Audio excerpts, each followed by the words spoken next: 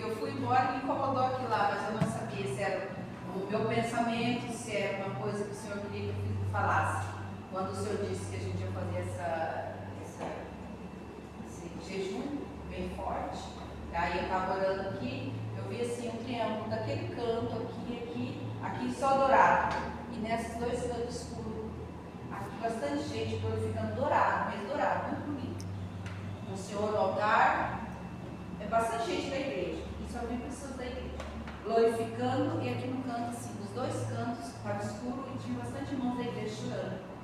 Então eu acho assim, eu falei pro Luiz, eu não sei se foi um sentimento meu, não sei interpretar a visão, não sei se todos vão aderir, os que não conseguirem participar ou não quiserem, iam estar chorando. Então eu acho que a coleta da igreja, todos nós temos que ficar naquela luz, naquele dourado. Vai ser uma coisa. Aí eu fiquei falando, eu não sei se eu falo com o pastor, se eu falo com a igreja. Eu creio que Deus trouxe para você. Porque Deus já falou comigo sobre o jejum aí, estava orando que Deus falou sobre o jejum comigo. Vai jejum para a igreja. Eu vou passar os detalhes desse jejum e realmente é o jejum que vai ser para aqueles realmente que querem crescer nessa área, mas tem regra que tem que ser seguida dentro do jejum. E já falei para a igreja do domingo que você não é obrigado a participar, porque ele é forte. Né? Você não conseguir, não precisa se sentir constrangido de não participar. Mas ele tem regra para ser seguida. Você vai ter de orar pelo menos meia hora durante 3 vezes por dia. Aleluia!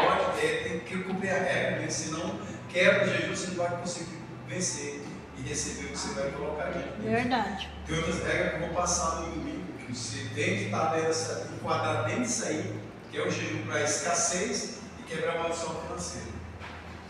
E para entrar nesse jejum tem que seguir a regra certinha de verdade. E aí Deus vai arrebentar. Então Deus mostrou para você. Alguns vão participar, outros não vão participar. E não vão conseguir, porque realmente é muito forte o jejum. Eu tenho testemunho desse jejum que quem participou, Deus fez assim. O jejum de Josafá. Vai ser bênção. Você vai entrar e você vai receber a bênção em nome de Jesus. Aleluia. Aleluia. Amém, igreja? Amém. Você está na fé hoje? Amém. Amém. Deixa eu olhar aqui onde eu estou. Domingo passado, terça-feira passada, nós falamos sobre. Quero que você abra lá no Salmo 103. Nós estamos falando sobre ação de graça, de agradecer a Deus. Deixa eu olhar onde que está aqui. Deus é bom todo tempo. É o Salmo 103, irmão. Eu vou dar uma recapitulada para os irmãos que Aleluia. estiveram na terça-feira aqui.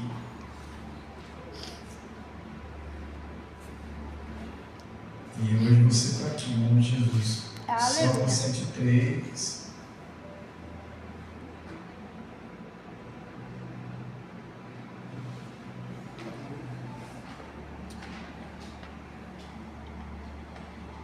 É um salmo que eu particularmente eu gosto muito desse salmo, porque é um salmo que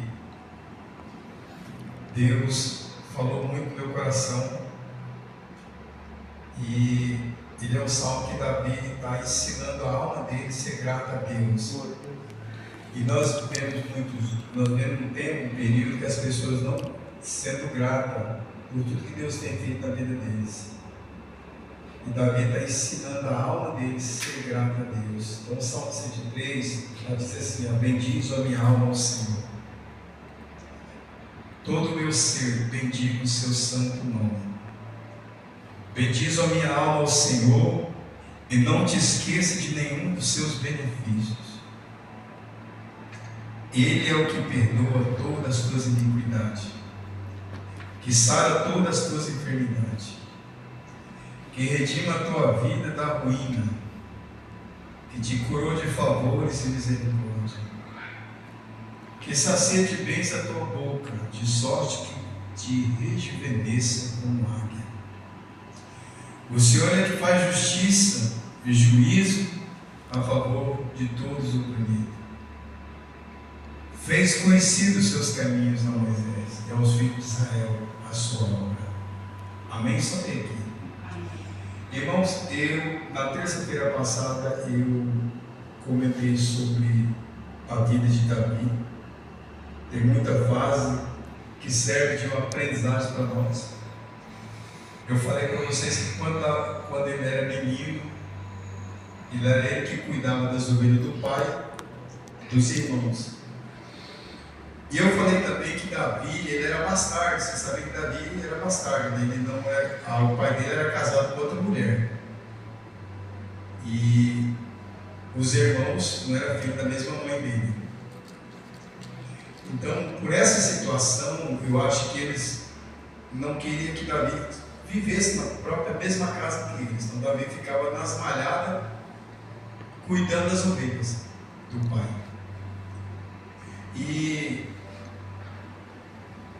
E nessa situação de cuidar de ovelhas, Davi, ele zelava, falei sobre zelo, de todas aquelas ovelhas que estavam no cuidado dele. E ele foi um camarada que ele matou um urso, matou um leão para proteger as ovelhas. E a gente nunca parou para pensar sobre isso. Então, quando lemos os Salmos, o que ele escreveu, entendemos que Davi, ele não teve alternativa, porque os irmãos não aceitavam em casa, então o jeito era ficar na invernada. A sua única opção era morar nas malhadas e cuidar de ovelha. E eu dei o exemplo, Deus também fez isso com Moisés, mas Moisés foi diferente. Moisés foi criado dentro do Egito, com toda a ciência, todo o conhecimento. Mas quando ele matou o egípcio, e depois, para defender os judeus que estavam sendo açoitados, e no outro dia, quando ele voltou, tinha 2 judeus brigando, ele foi separado, os caras falaram: você vai matar a gente também. Então ele achou que todo mundo estava sabendo da história, então ele fugiu. E no momento que ele fugiu, ele foi parar na casa de Jetro, onde ele ficou 40 anos, ele ficou cuidando de ovelhas. Porque Deus preparava ele também para quando ele voltasse para libertar o povo, ele sabia cuidar de pessoas, como ele cuidou das ovelhas de Jetro. E aí, então naquelas malhadas, Davi teve as suas maiores experiências com Deus. Então muitas vezes, Deus vai permitir, irmão, que você esteja num lugar onde você não vai ter contato com ninguém, para você ter experiência com Deus. Aleluia. E talvez lá, pode ser na sua casa mesmo, pode ser no seu quarto, de guerra, de oração, você tirar um tempo para estar com Deus. Eu acho que eu lembrei de você olhando aqui dentro, eu vi você, só está você e sua mãe lá. A dona Prasta já está passando por um momento difícil, né? Mas ele é um tempo que você tem com a sua mãe e com Deus, né? Dá tempo para ver, para orar, para buscar Deus e entender por que está passando por essa situação, né?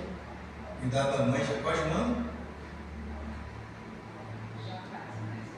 Naquela situação que está, né? Meu Deus, há quanto tempo é que o Senhor vai permitir que a gente fique aqui nessa situação? É uma experiência que você está tendo com Deus. Lá na frente vai ter muito testemunho sobre isso. Mas Davi teve experiência com Deus cuidando de ovelha. Ele adquiriu ali a intimidade. Né? A intimidade que tinha com Deus era sobrenatural. Irmão, todos os salmos de Davi são experiências de vida naquela situação. O salmo que ele escreve ali são coisas que ele viveu mesmo. Então a intimidade, irmão, a intimidade com Deus, Deus revela muita coisa para você. É verdade. Eu tenho essas intimidades com Deus. É verdade. As palavras que eu ministro, irmão, eu não preciso procurar na internet nada. Todas as mensagens que eu ministro é eu que vou escrevendo, Deus vai dando para mim. Eu não fico lá, vou pregar tal coisa lá. Não. Então eu vou ler, fico tempo, 2 horas orando, lendo, estudando a palavra de Deus. Aí Deus vai me dando e eu vou escrevendo. Aleluia. A mensagem que eu estou pregando comigo eu escrevi no relógio. Eu estava aqui, fiquei praticamente mais de 24 horas dentro da igreja. Então de madrugada eu pensei, peguei o caderno e fui escrevendo. Aí Deus foi dando